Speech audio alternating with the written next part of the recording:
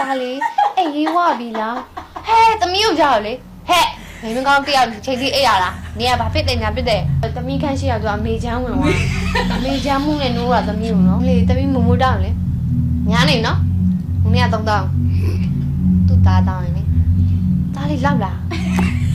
ရောယူအောင်ထားတယ်2000နဲ့မရရော5000 10ခေါက်တောင်းလဲအဲ့အတန်ပဲအဲ့နေရာလေးမလေးမနိုးဘူးကျမရှိနေလေကြည့်ပါဦးကျမကို9နိုင်ရလာနိုးတာကျမ ခလေးရညာဆိုတကယ်ချင်းနဲ့ချိန်ပြီးတော့ဂိမ်းစောရတယ်လေ